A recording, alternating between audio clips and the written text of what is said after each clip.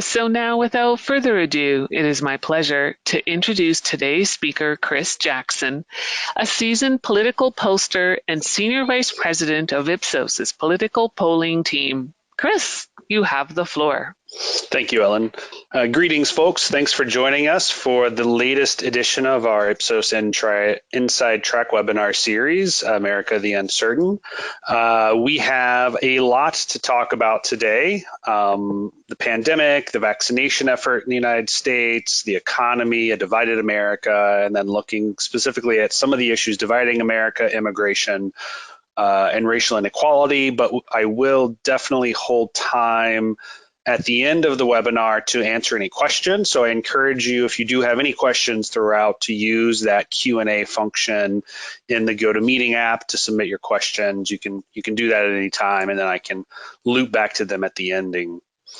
But to start off, let's talk about the pandemic and the reemergence of American society.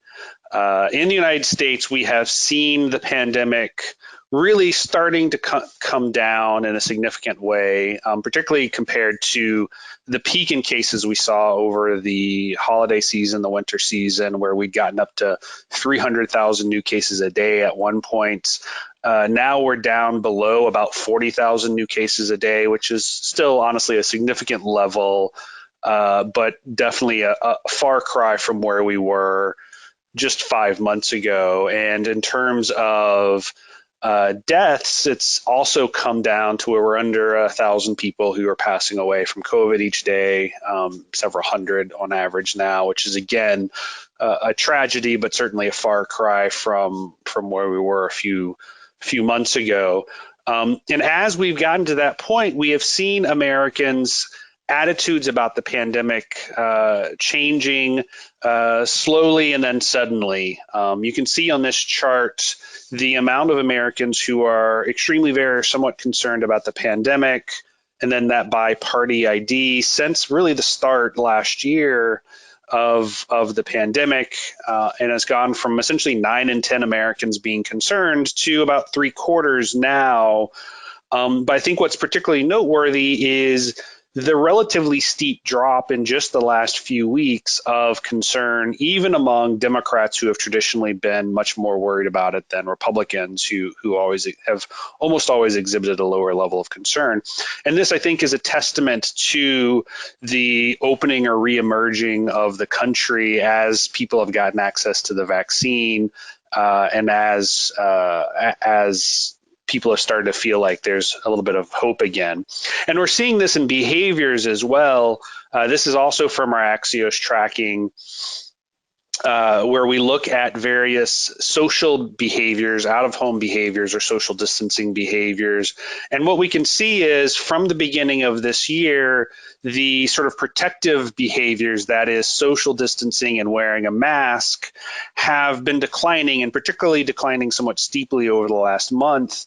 And the out-of-home behaviors, that is going out to eat and visiting friends and relatives, has climbed also somewhat quickly over the last month. And that is really coming as we're seeing the vaccine reaching an increasingly wide swath of American society. 64% of adults say they'd gotten at least one shot in our most recent Axios wave, which was released earlier this week. And this, again, is just evidence of the opening of American society, that we're sort of getting back out there. That gone out to eat number and that visited friends and relatives number, that's actually the highest we've seen it since we started tracking on the eve of the pandemic in last March. So really we are seeing a lot of return to normalcy.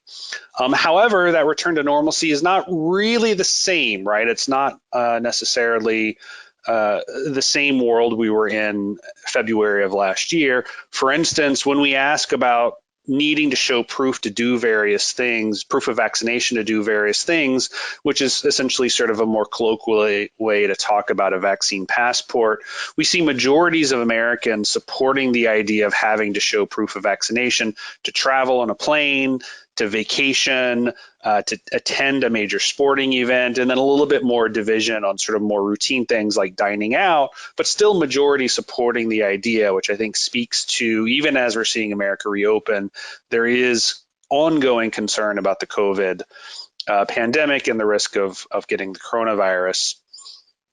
And then when we ask people more attitudinally how they're sort of feeling right now, we're also seeing this transition, really, seeing a change, sort of an inflection point, where we are moving from a more bunkered adaptation phase, which is the blue line that you should see on the slide, that reflects really just people sort of hunkering down and dealing with the pandemic. And that's where the plurality of Americans have been for much of the last year, to this place where people are getting back to the lives they led before COVID. We can actually see those two trend lines past each other for the first time in the last few weeks. We're also seeing the number of people who are in sort of a reactive place where they're just sort of dealing with whatever the latest crisis is and reacting has been coming down.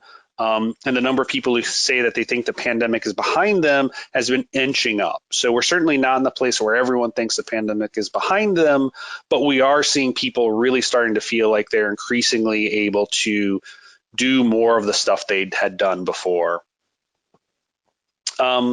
And when we talk about sort of what that looks like of getting back to normal, Americans are increasingly certain that that's going to be coming sooner rather than later. So this chart shows us, again, from our Axios tracking, when people expect to return to their normal life. And that number's climbed from essentially about a quarter who thought it would be in the next 6 months at the beginning of the year to over half think that they're going to be able to resume their normal lives within the next 6 months now. And the number of people who think it's going to be a year or more has dropped pretty significantly over the last 5 months. And the number of people who think it's going to be even 6 months to a year has also dropped relatively significantly over the last few months. So these sort of taken together are sort of this shift of people thinking that we're getting closer and closer to being able to resume our real lives. But when people think about their real lives, what are they thinking of? Well, honestly, they're thinking of sort of the more mundane, more normal activities, the more social activities that allow them to sort of reestablish those contacts with friends and family. When we ask people when they think they're going to feel safe enough to do things, going to restaurants and bars, going shopping, top the list. Hotels, gyms sort of follow, and then public transportation, entertainment centers sort of come at the sort of the lower part of the list. And what this is really saying to me is that people's appetite for that social connection is really what's going to drive them to be getting out of the home first. And that's probably going to have an impact in terms of what their consumer behavior is. It's going to be more in those aspects or those domains that allow them to make those social connections. And then a little bit later, as we sort of feel more established and more secure, those more sort of larger sort of things like travel, trips, vacations, things like that. Likewise, the last year has been sort of a reckoning for a lot of Americans in terms of how they think about themselves. We asked a series of questions asking people to sort of evaluate their own personalities, their own sort of feelings and emotions.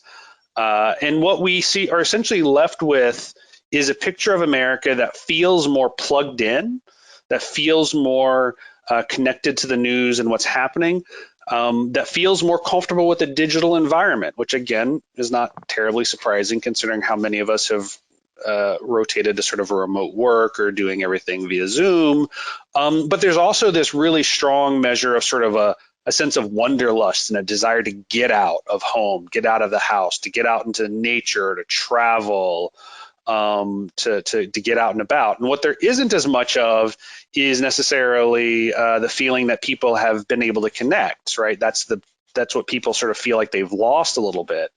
So I think that, again, speaking to sort of the earlier point that people are going to be looking to reestablish that connection first, I think speaks well of people who have sort of out-of-door businesses that allow people to be social and interact in the near term are probably going to be doing very well.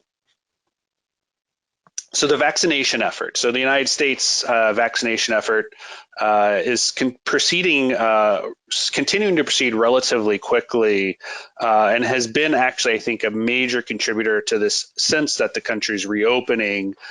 in our Axios tracking, 67% of our respondents say they've already gotten the vaccine or that they plan to get it as soon as it's available to them. About 15% say that they're willing to get the vaccine, but they're not necessarily in a rush to do so. And 17% in our most recent wave, which is actually down from about 20, which has been sort of the average, are saying that they are not going to get the vaccine whatsoever. That's sort of the group that we're calling our hard pass group, that or the vaccine resistant group, the ones that are sort of that barrier.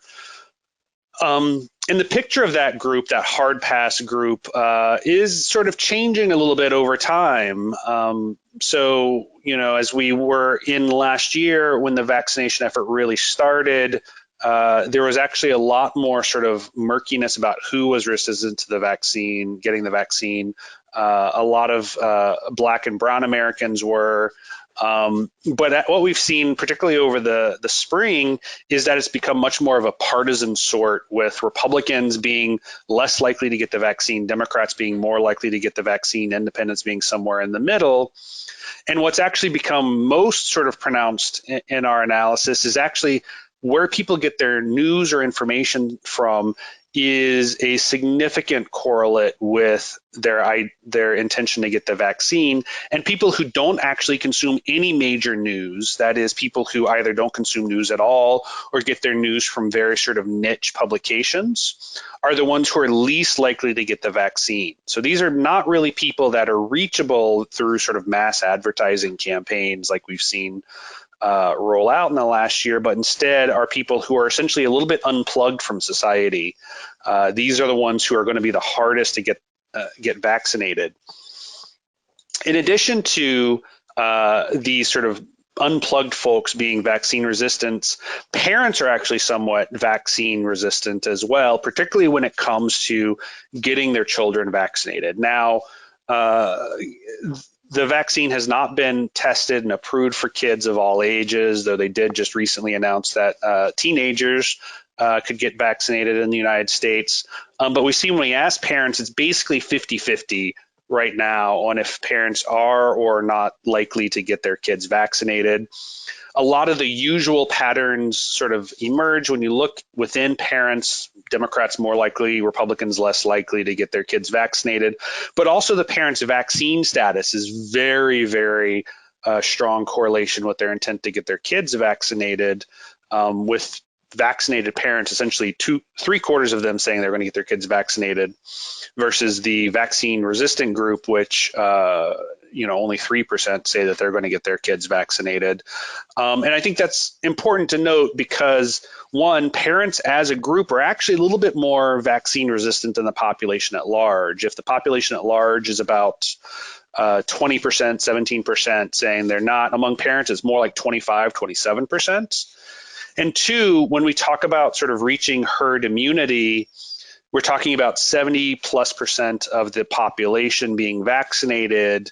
Well, that includes kids, and kids make up 25, 30% of the population. So if we have 17, 20% of the adult population and half of the youth population not getting vaccinated, well, that actually tops us out below that herd immunity threshold. So we're going to need some of these numbers to change, some people to be more likely to get the vaccine over the coming months for us to keep up that momentum in the vaccination effort and reach that sort of herd immunity level that will stamp out the coronavirus circulation in the population. All right, turning to the economy. Americans are feeling pretty optimistic about the economy right now. When we ask them if they think the economy will recover quickly once coronavirus restrictions are released, we've seen an uptick in the number who agree with that statement, from a little under 50% last spring to almost 2/3 now. At the same time, we also see Americans increasingly moving towards the idea that we should reopen the economy, even if the pandemic isn't fully contained.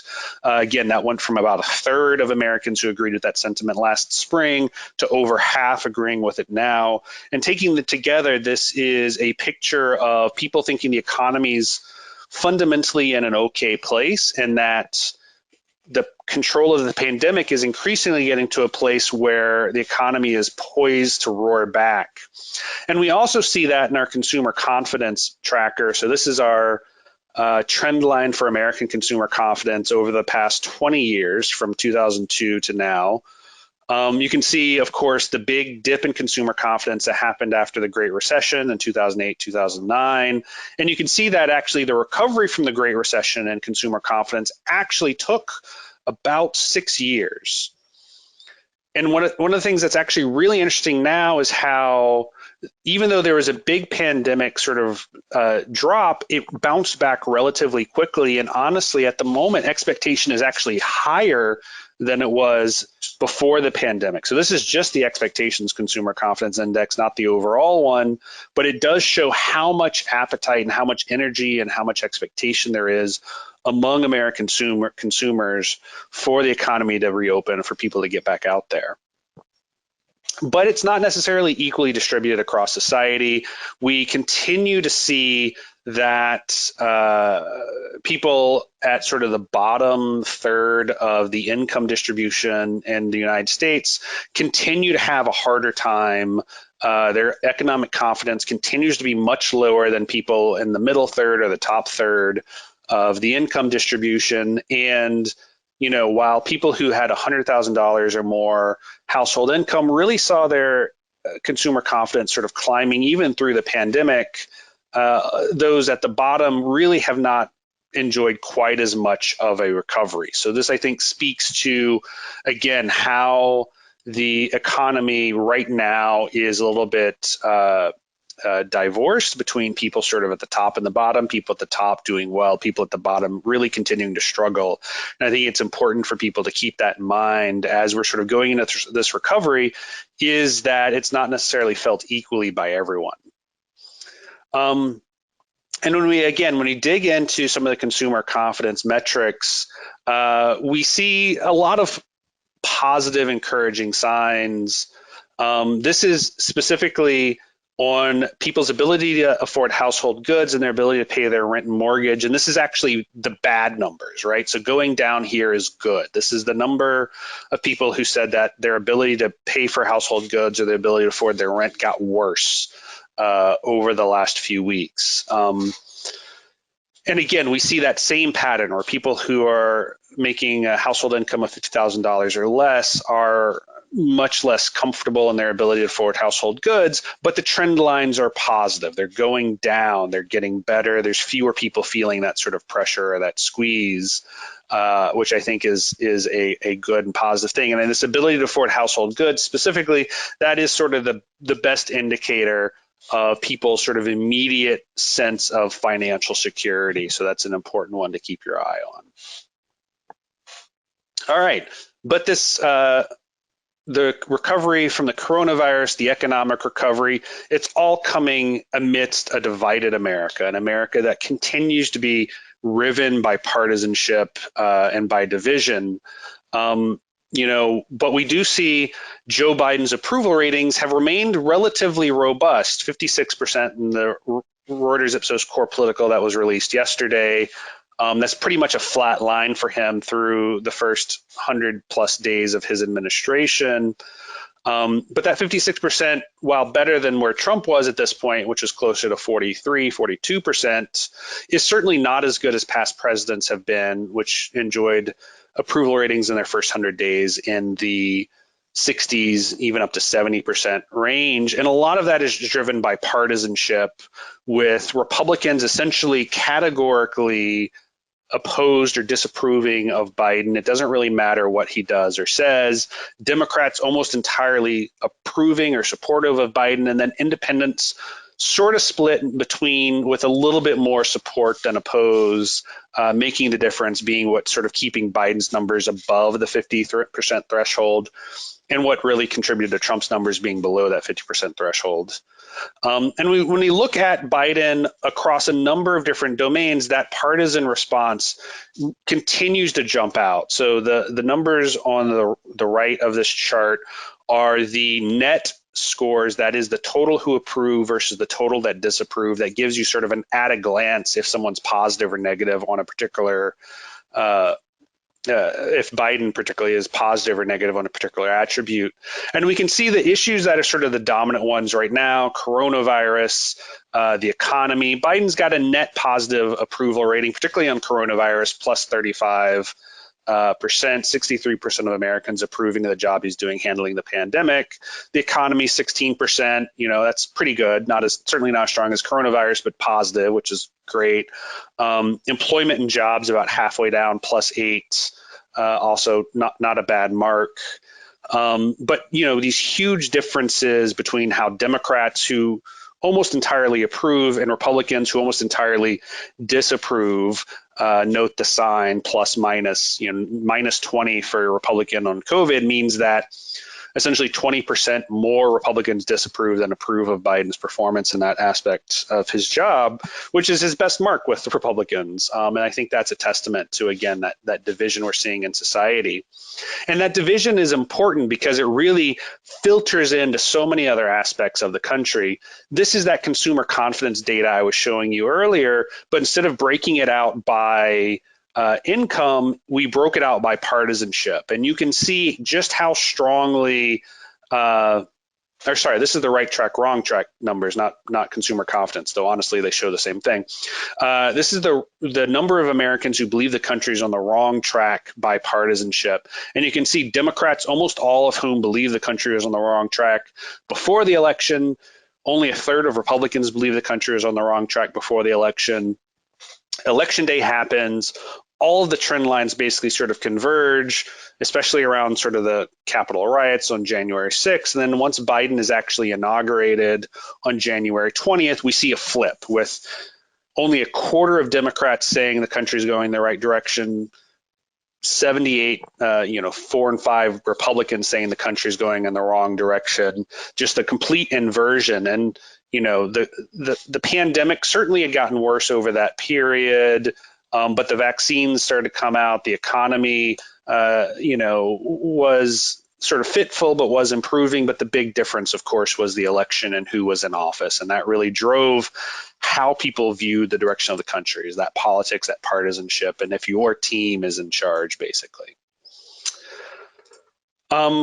As we're coming out of the pandemic, Americans are starting to get into an environment where they're sort of a little bit more diffuse in their issue priorities, what they see as the most important problem facing America. Right now, it's a little bit of a combination of the economy, jobs, immigration, public health, and inequality and discrimination, but that's not necessarily a uniform distribution of issues. In fact, that too is very much based on some partisan responses. But we see that the economy has continued to be a main issue, and then the public health, which is the coronavirus pandemic, has really declined, particularly since February, as that main issue. And partisanship is really starting to be a very important sort of driver of what is and is not considered an issue. Here we see Republicans, a significant number of Republicans say that immigration is their top issue versus virtually no Democrats. And then on racial inequality, you have the inverse with 1 in 4 Democrats saying racial inequality is a major issue compared to almost no Republicans. So at that top line national level, you have, 23% of Americans think immigration is an issue, but that's not really all Americans. It's a major number of Republicans and some independents, and then racial inequality, again, these are these partisan issues that aren't necessarily felt equally across the spectrum. So looking at 2 of those issues, immigration and then inequality, immigration is actually a little bit of a weak issue for Joe Biden right now. It's not something he is seen as positively on that slide I showed you earlier. That was his overall approval ratings. It was one of the issues he was underwater. That is, he had more disapproval than approval on. And you can see this from some ABC news polling we did in March, how when we ask about handling the vaccination effort, when we ask about dealing with the economic recovery, he gets really positive marks. But when we ask about dealing with gun violence or dealing with the situation with migrants or children at the border, he's getting a negative mark. That is, he's underwater. And part of that is that Democrats have a very lukewarm response to Biden on these issues. They're not as supportive of him. And independents, majority of whom actually are somewhat disapproving, and then Republicans are decidedly disapproving of Biden on these issues, and that really is driving his numbers down. Is his Biden's inability to keep that big block of Democrats behind him, losing the independents, and then that almost unified Republican opposition.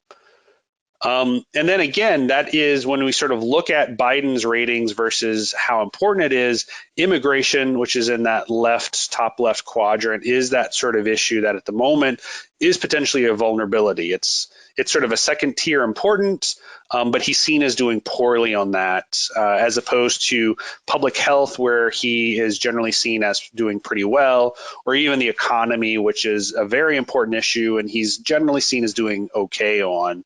Immigration, if that continues to climb as a major issue, could really be an Achilles heel for the president. And we can see how Republicans particularly view immigration has actually really returned back to a viewpoint that existed really pre-pandemic. So in a lot of ways, we've returned to quote unquote normal in how the issue priorities are distributed across society. Here we have the number of Americans saying that immigration is the most important problem facing the country from early 2020, before the pandemic, when you can see on average about 23% of Republicans said it was the main issue.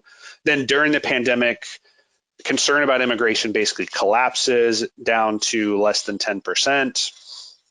And then over the last couple of months, and particularly over the last 2 months, it has surged back again, principally with Republicans, though also with independents to an extent, to now 21, 22% of Republicans saying that's a main issue. So really, this is a return in a lot of ways to the normal environment pre-COVID. So yay, return to normalcy.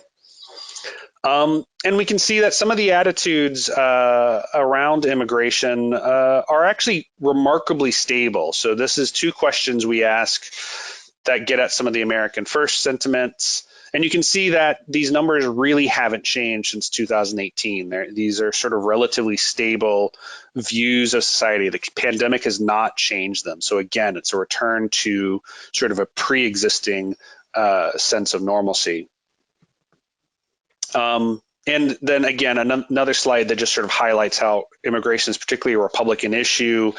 When we ask them how angry they are about people entering the United States, almost half of Republicans say that it makes them extremely angry versus less than a quarter of independents and only 1 in 10 Democrats.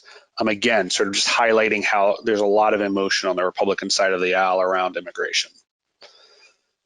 And then going to the other side of the aisle, racial inequality. This is reemerged as a major issue on the left, just like immigration has reemerged as a major issue on the right, particularly as we sort of head towards the anniversary of the killing, the murder now of George Floyd. We see that Americans, when we ask specifically about the Chauvin trial or George Floyd's death, Americans were pretty supportive of what happened in that trial, but I think it has really raised the idea of social justice as an issue again for Democrats principally. But we do see a lot of distribution in terms of how people viewed the death of George Floyd, particularly among Republicans, who only a quarter of whom said it was murder and many more said it was some sort of other sort of factor. This is from a USA Today poll we released in April. And as we sort of move forward, we see a continued interest in among Americans in sort of the idea of a right to protest or versus law and order. This is sort of the normal way that it is sort of in a very abstract way sort of positioned by politicians, of Democrats supporting a sort of a ability to protest, Republicans supporting sort of law and order rhetoric. You did see a bit of a drop in the idea of a right to protest in the survey we did in March of this year. I think that's actually attributable to the January 6th attack on the Capitol, but that has since rebounded a little bit among Democrats. And this, I think, really sort of speaks to some of the conflict that's ongoing and that we're likely to see over the next month, as there will probably be some marches and protests in honor of the anniversary of Floyd's death. And then when we ask about views of who's trustworthy when it comes to social justice issues, there's a lot of difference on the topic as well, with the military still seen as actually a more trustworthy outlet than most others, but local police actually have seen a rebound in the number of people who trust them, from 56% to 69%. It had increased a fair bit from the protests last summer. Biden also seeing an increase in support, and Black Lives Matter actually seeing a decline in support a little bit from last year, again, as some of the protests and as some of the momentum around social justice sort of crept away from the news cycle.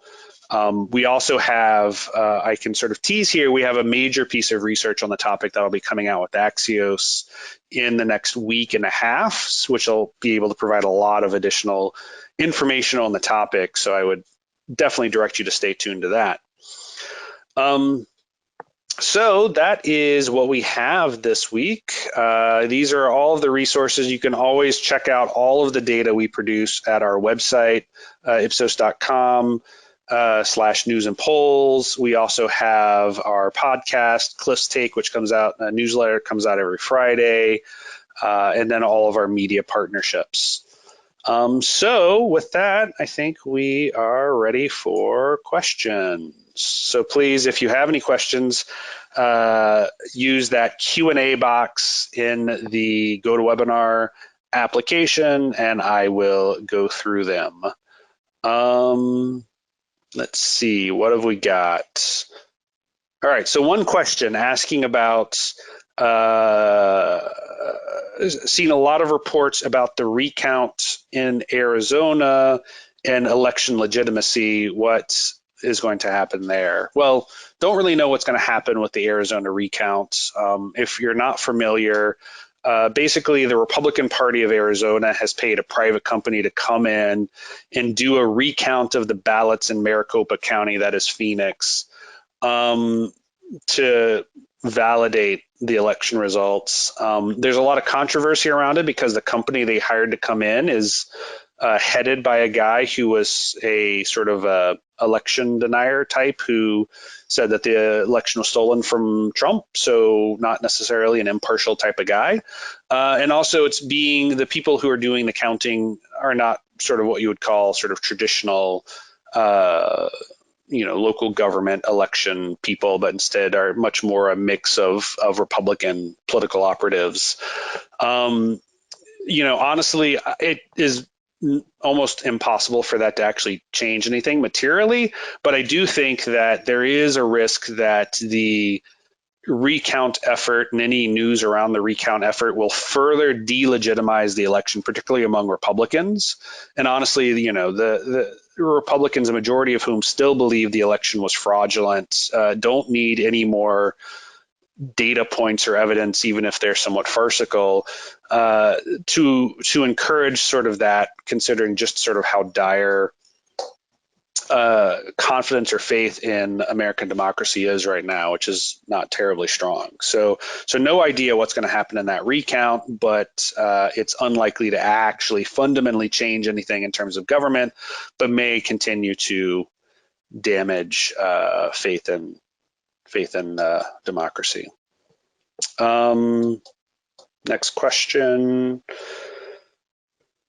What's going to happen with views of Biden over the summer as we're coming out of the pandemic? Well, this is actually a good question and something that Cliff Young, the president of public affairs, has spoken to and actually wrote an op-ed about a few weeks ago.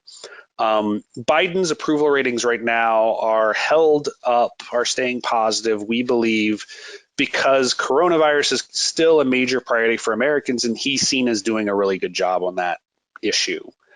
I think the big question mark is, as coronavirus becomes less of a major topic, and these other issues sort of climb up to the top of the agenda, will Biden's less strong performance on those issues cause his overall approval rating to come down? Cliff believes yes, especially if immigration becomes a major issue for more people. That will cause Biden's approval ratings to soften. I think it's actually a big question mark because the economy is sort of that other top tier issue. He's got sort of kind of positive numbers on the economy. And I think it's a big question mark on if he's able to solidify his economic numbers that would help him keep his overall numbers solid going forward, even if his immigration numbers continue to be somewhat soft. But that is, I think, an ongoing question. Question, in 2018, the Republicans tried to use immigration as an issue in the election, but failed to take the House of Representatives. How likely is this strategy going to work this year if they try the same thing? Well, I mean, I think that is a good question. I think the real concern is, will Republicans be able to get people outside of essentially their base of Republican voters to be concerned about immigration? If yes, that will help them. But if it continues to be something that's really just narrowly a topic of interest among Republican voters, and they're really just sort of talking to themselves and whipping themselves up, it's more of a question mark on if that will help them in 2022. However, 2022, the midterm election next year, the Biden administration will be 2 years into their presidency. Democrats will be 2 years into having controlled the Senate and Congress. And historically, the party in power has lost seats in the midterm election. And given how narrow the Democratic majorities are in the Senate and the House of Representatives, it wouldn't actually take a lot for Republicans to take control of one or both chambers. So, we're talking about Republicans needing to essentially pick up one Senate seat net and I think 7 House seats net, not a whole lot, to take control. So it might not be the kind of situation where you have to have one big issue that you're able to really win on. Instead, people are just tired enough and Democrats are less motivated enough that Republicans can take advantage of the fact that right now most districts, and probably after the redistricting effort, more so, most districts are a little bit more favorable to Republicans to take control of Congress. Next question. What is the impact of inflation going to be on people's sense of the direction of the country? That's also a good question. We've seen a lot of reports in the last couple of days about inflation fears, pictures of people lined up at gas stations in the southeast of the United States, talk about, the price jumps from this time last year. I think there is actually a big open question on if there is, in fact, inflation happening or not. For instance, the inflation measure showing a price jump from this time last year. Well, last April was the first month of the pandemic, so everything was closed. So costs for everything had been except for toilet paper, had been kind of depressed. So it's not totally a great yardstick to compare against. And then like the gas lines in the Southeast, there was that cyber attack on a pipeline that led to people sort of panic buying, again, kind of like toilet paper last year. So I think we probably have to look for another month or two to see if inflation is in fact happening, or if it's sort of a weird resetting based on sort of how quickly the economy shut down last year and how quickly it's starting back up this year. That being said, if we are seeing inflation, I expect to see it in that measure I showed you a little while ago of household purchase comfort. That's essentially people's ability to afford their lives. And if that starts going down again, if people are starting to have a harder time affording their lives because things are costing more, that's, I think, an important warning sign and one that we're going to be keeping our eyes on. Next question is actually a follow-up, the impact of gas prices on Biden's approval rating. So historically, Gas prices, in an absolute sense, have not really tracked very well with presidential approval. However, abrupt changes in gas prices have had at least short-term impacts on presidential approval. And particularly when gas prices go up a lot over a short period of time, traditionally presidential approval has gone down sort of accordingly.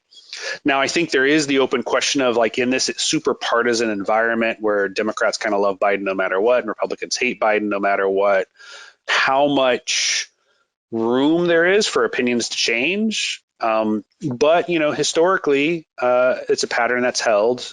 Quick increases hurt presidential approval ratings. So I think if we do see over the next couple of weeks gas prices continue to climb, that may not be good for Biden's standing with the whole population. However, I don't think we're going to see huge changes in his numbers again because of that strict, hard partisanship. Last question I have. So again, if you have any other questions, please type them in. But this one is, with Republicans kicking Liz Cheney out of the Republican leadership, will this have any impact on the Republican Party's chances in the 2022 election? It's too early to tell, honestly. We don't really know how it's going to play out, but we do have a little bit of data that suggests that the whole thing with Liz Cheney is a little bit of an inside the beltway sort of drama that most Americans aren't really paying a lot of attention to. Most Americans don't know who are in the Republican leadership, don't really know what the Republican leadership actually does.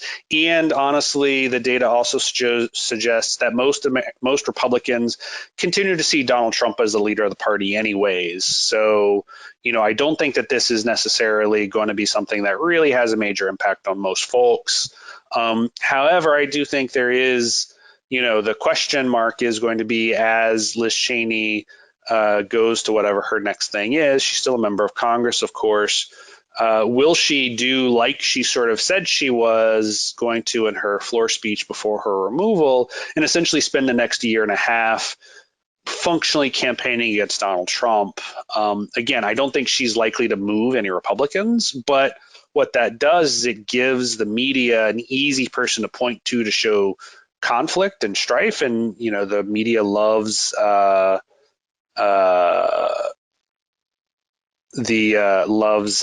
conflict, right? Doesn't really matter what it is, but as long as there's conflict, it's going to be a good story. So yeah, I don't think that it's going to really have that big of an impact, honestly, on anything except for Liz Cheney, of course. But it is, I think, a potential thing that you'll probably see in some news reporting for the next 2 years. Follow-up question: is there any hope for bipartisanship in tackling country's critical issues? It's actually a two-parter, so let me answer that first part first. It depends on how you define bipartisanship. So in our public opinion data, if you ask about issues and you remove any of the very sort of partisan language or partisan words from it, you actually see a lot of Americans on the same page, Republicans and Democrats, right? So, we can talk about infrastructure, right? If we talk about building roads and bridges and repairing roads and bridges, large majority of Americans support that. We can even get into the slightly more controversial pieces of what Biden's infrastructure plan is and ask, should the federal government be providing more support for elder care, which is a little bit more of a controversial piece of it. But again, if we take the partisan language out of it and just ask Americans, do you support or oppose that? Supermajority support it, both sides, Democrats, Republicans, say that that's a good idea, right? The problem is when you start adding in your partisan labels, your partisan signals, you add Republican, Democrat, you add Biden, Trump, you start to get that much more hard division, divisiveness that we see. And a lot of that is because people follow politics as almost a partisan sport, right? And you want your team to win and the other team to lose no matter what. So if you have those cues, those signals of what your team is and what that other team is, it really overrides your sort of idea about what the policy should or should not be, because you want your team to win and the other team to lose. And I think that's a little bit of a challenge. Now, when it comes to policy making, you actually see a relatively decent amount of ability to sort of do stuff across the aisle. If you sort of look between sort of the Democrats at the federal level and Republicans at the state level in some states. Where you have some state governors, some state leaders willing to work with the White House to get stuff done. Now that's not, of course, across the board. For instance, DeSantis in Florida, who's basically already running to be the next Republican presidential nominee, is going out of his way to be antagonistic because that's sort of that's how you sort of get attention in modern environment. See my last comment about conflict selling. So it's uneven, but it does happen a little bit. And especially if you look at policy rather than partisanship, you actually see a lot of agreement. Next question, or actually subpart of the same question, is there anything that could actually reduce such extreme divisiveness based on political affiliation? Well, I mean, I think that's a good question. I think that's sort of the thing that we're all struggling with. And I can just talk sort of opinion. This is not data here. But honestly, I think one of the big things that needs to be done is people need to be a little bit less glued to their news outlets and a little less willing to get sort of inflamed and worked up and have a hot take from social media. Because a lot of that emotional response is driving what we're seeing, right? And so in Republican politics, for instance, John Boehner, the former Republican majority leader, released a book earlier this year where he talks about how he realized that despite being the Speaker of the House, he had lost control of the Republican caucus because Republican caucus members realized that even if Boehner didn't like them, they could just go and get on Fox News, and that would give them direct access to fundraising and boost their reelection chances. And the path to getting onto Fox News was about being outrageous, being inflammatory, being conflict driven, because again, that sells, right? And the same is true to an extent, though not quite as exaggerated on like MSNBC and Democrats, but particularly that Fox News Republican sort of connection that, being outrageous, being a fighter basically gets you that TV time, gets you that fundraising, has produced a negative reinforcing cycle that really just sort of makes things more divisive. And again, this is just sort of my opinion, but I think if Americans sort of just didn't follow as much 24-hour news on the cable networks, or didn't like rage tweet or rage forward on Facebook or Twitter, that would actually help bring the temperature down a little bit, because you wouldn't see the same incentives for political figures and media personalities to essentially like gin up anger and outrage and fury for their own political gains. Also, it probably would make your mental health a little bit better too, because I don't think watching 24 hours of cable news is healthy for anyone. But yeah, I think that's a big challenge. And there's lots of folks looking at how do we reduce partisanship in American society. And it is a tough one right now, because essentially partisanship has become the new version of like the Red Sox Yankees or, any of these other sort of entrenched sort of rivalries that don't necessarily have a lot of, like there's a lot of history behind it, but you were born in Boston, I was born in New York, and we hate each other. Don't really totally make sense. So it's a big challenge. Question, do you think the way to take politics out of issues like guns is to have a referendum? Do you think this will ever happen? Referendums have a mixed history in American elections. Lots of states have referendums. They produce lots of different stuff. I think the challenge is that for a lot of Americans, sort of how they vote in referendums is essentially based on how they understand the thing when they get into the voting booth, right? So how the referendum is worded has a lot of impact. And I think that's a challenge, right? Because you're talking about some complicated policy topics sometimes. that people struggle with. So, referendums have a bit of a mixed history. In some places they've worked pretty well. In some places they've, produced some strange outcomes. But, there is definitely an appetite in the United States for more of that sort of direct democracy.